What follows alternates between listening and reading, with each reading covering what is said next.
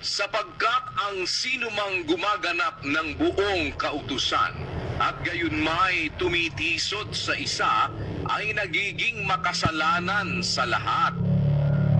Pati paliwanag yan, nakaliwanag eh. Gagalapin mo yung buo, ayaw mo naman yung isa.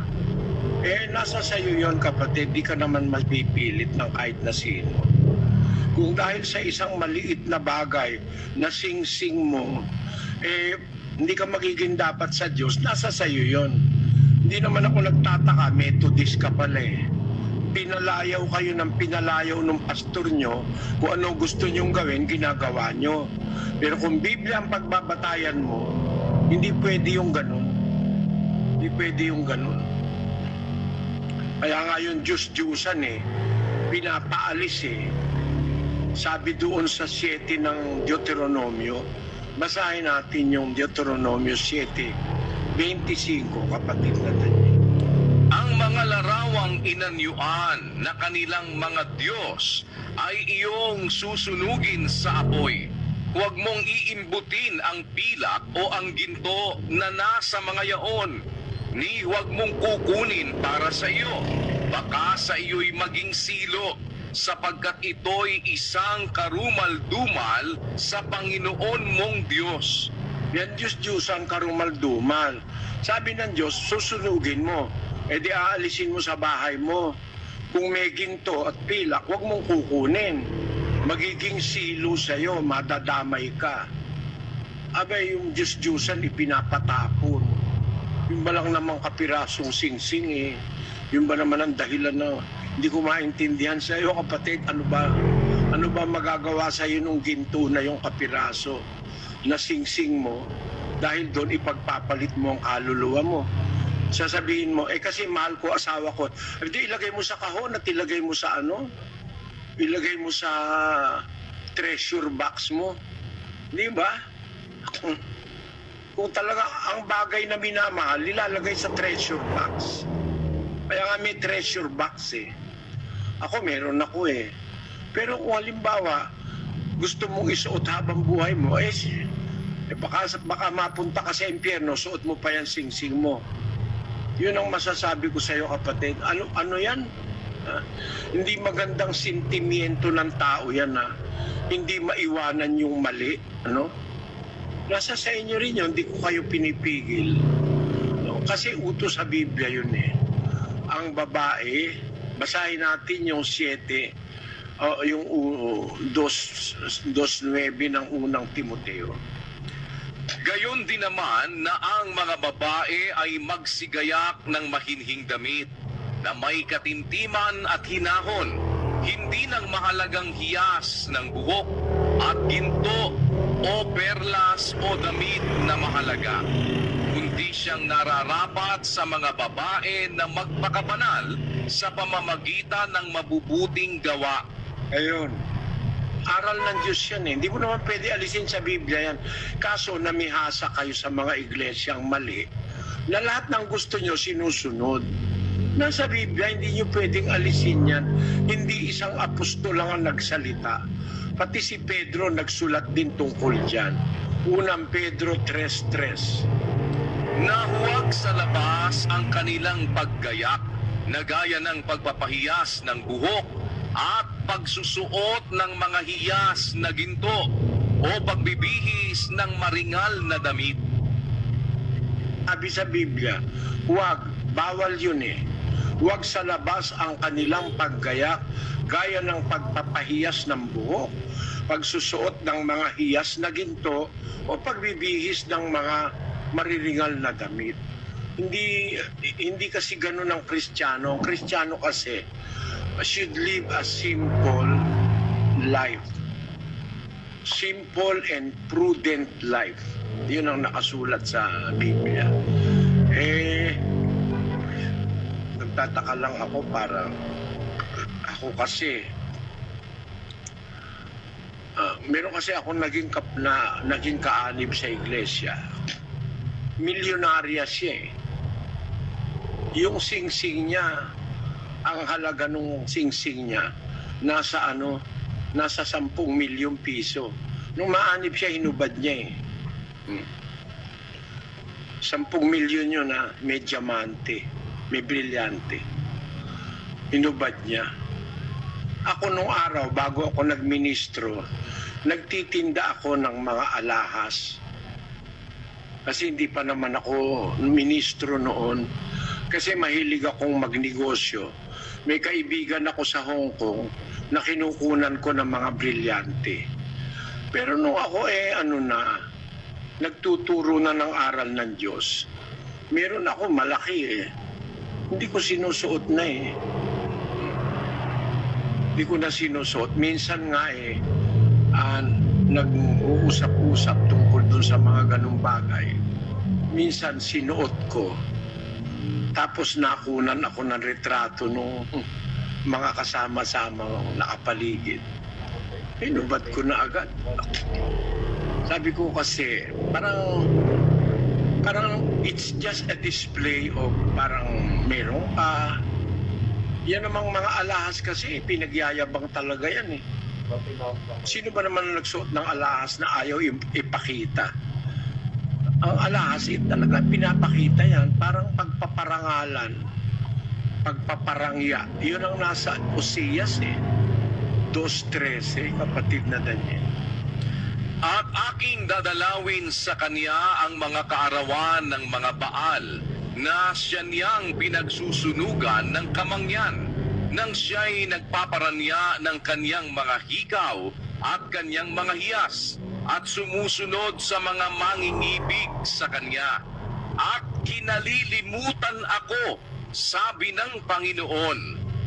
Kinalilimutan ng Diyos dahil sa pagpaparangya ng hiyas. Yung hiyas, pampaparangya lang yan Parang display na you can afford, meron kang pera, ganun, something like that.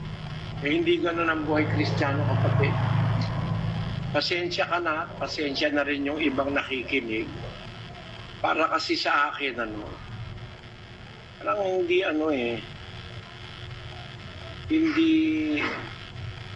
parang hindi labag kasi sa Biblia parang pagpaparangya, parang something na pagyayabang, pagpaparangalan. Yun ang nasa Biblia, pagpaparangya, pagdi-display. Wala naman kasi nagsuot ng alahas, nilagay sa tenga yung brilyante, tapos tinakpan. Kaya nilalagay yung para makita talaga. Yun ang ideya nun. Yun ang naging dahil kaya yung mga babae sa Israel nung araw nagyayabang. Sinumpa sila ng Diyos. Nakasulat doon sa Isaiah 3:16. Bukod dito ay sinabi ng Panginoon, sapagkat ang mga anak na babae ng Siyon ay mga mapagmataas at nagsisilakad na may kapalaluan at mga matang nakairap, na nagsisilakad at nagsisikendeng habang nagsisiyaon at nagpapakalapis ng kanilang mga paa. May mga nagmamataas tapos lumalakad, kumikending pa, nagpapakalatis pa ng paa. Bakit ganyan ng ugali? Kasi tad ng kung ano-anong mga burloloy Tuloy natin sa 17. Kaya't papaglalangibin ng Panginoon ang bao ng ulo ng mga anak na babae ng Siyon at huhugdan ng Panginoon ang kanilang mga lihim na bahagi.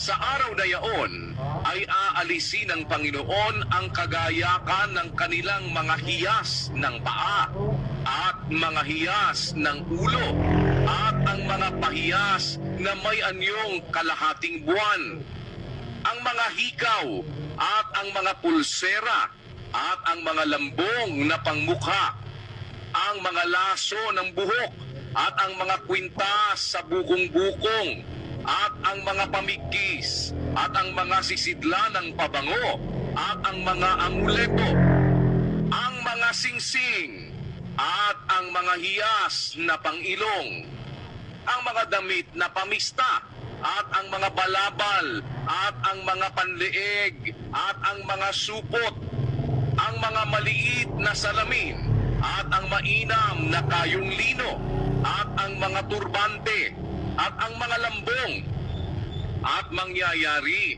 na sa halip ng mga mainam na espesya ay kabulukan, at sa halip na pamigkis ay panalig, at sa halip na buhok na ayos ay kakalbuhan, at sa halip na pamigkis na mainam ay pamigkis na kayong magaspang.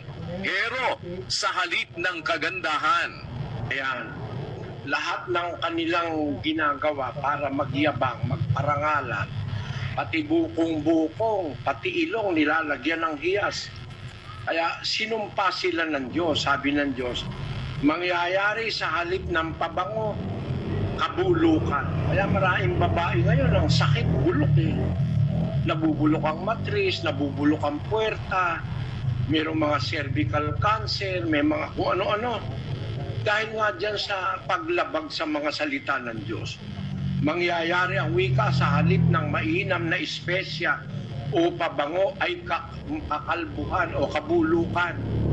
At sa halip ng yung mga damit na yung mga buhok na maganda, kakalbuhan, makakalbo.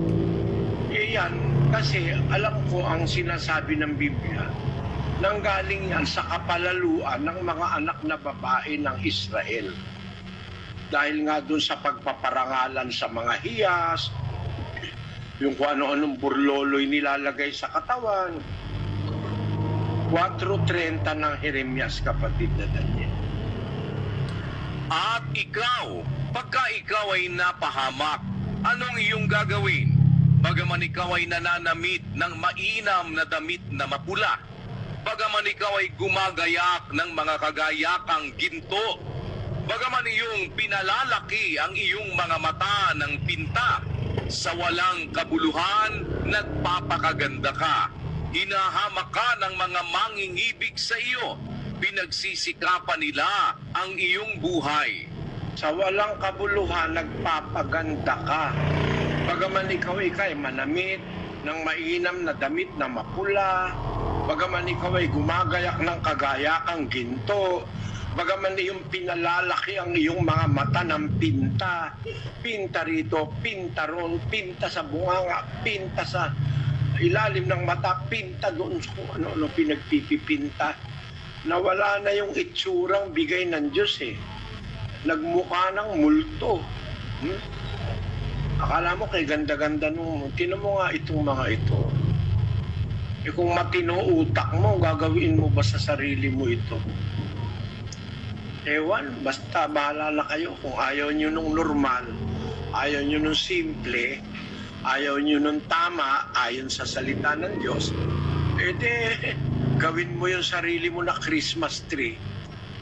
Wag lang ang kamay ang lagyan mo pati ilong, lagyan mo pati bukong-bukong, lagyan mo pati noot, taniman mo ng bato, kagaya ng ginagawa ng mga Hindu, kung ano-ano pinaglalagay sa katawan. Labag yan sa Biblia.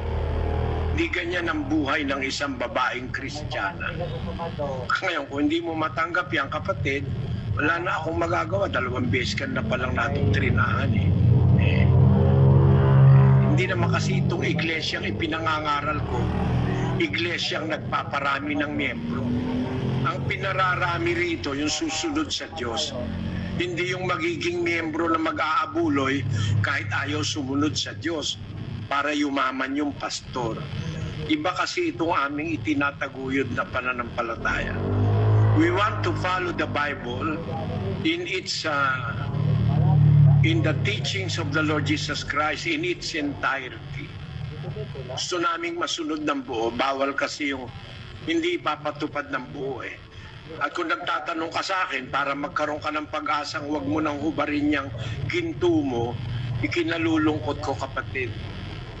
Hindi ako yung ganong mangangaral na dumami lang ang miyembro, dumami lang ang abuloy, kahit labag sa Biblia, payag siya. Hindi kami ganon. Palagay ko, pag hindi mo aalisin yung kaisipan mo na yan, hindi tayo magkakasundo. Pero ituring mo na lang kaming kaibigan, hindi ka naman namin ituturing na kaaway. Salamat sa iyo, kapatid na Norma. Marami pong salamat, Brother Eli. Salamat po sa Diyos. Salamat po. Salamat sa Panginoon. Kapatid na